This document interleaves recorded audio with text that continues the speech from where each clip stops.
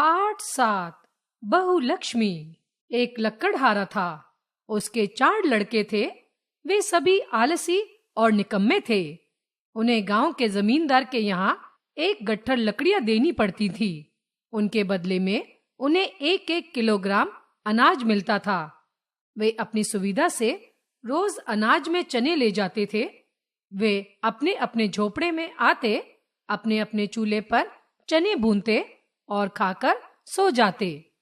इस तरह उनके दिन कट रहे थे।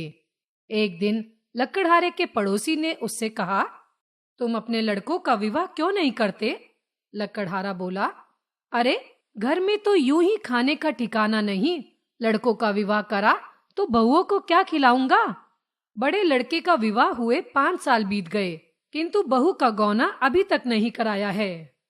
पड़ोसी बोला, हाँ भाई, मैं तो भूल ही गया था। तुम्हें बड़ी बहू का गौना अवश्य करा लेना चाहिए। लक्कड़हारा झुंझला कर बोला, अरे उस कलुई का नाम मत लो। जिस महीने लड़के का विवाह हुआ और बहू मेरे घर आई, तभी मेरी घरवाली चल बसी। अब मैं उसे यहाँ बुलाकर घर का सत्यानाश नहीं करवाऊंगा। पड़ोसी ने समझाया, भाई मरने जीने पर मनुष्य का क्या वश।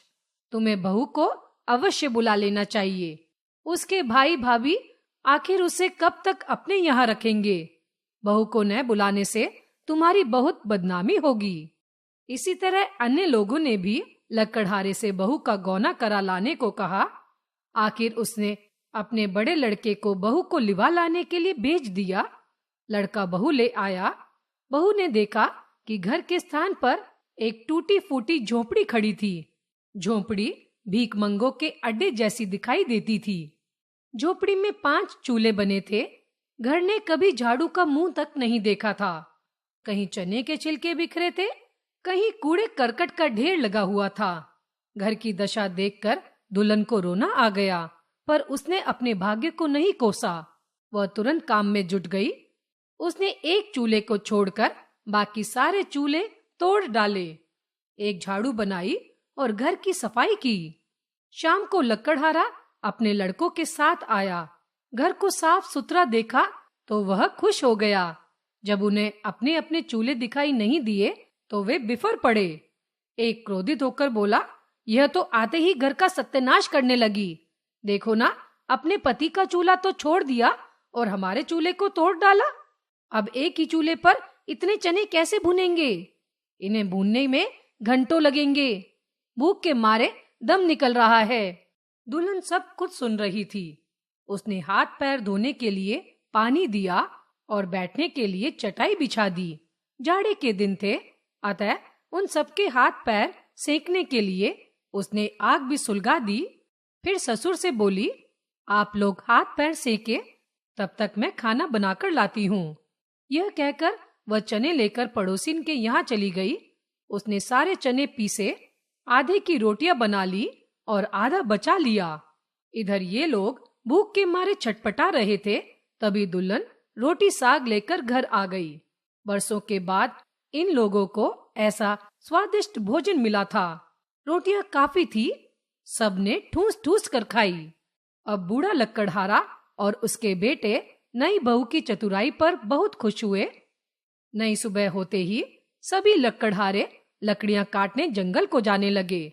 बहू ने रात की बची हुई रोटी का एक एक टुकड़ा उनको नाश्ते के लिए दिया। इससे उन लोगों को बहुत आश्चर्य हुआ।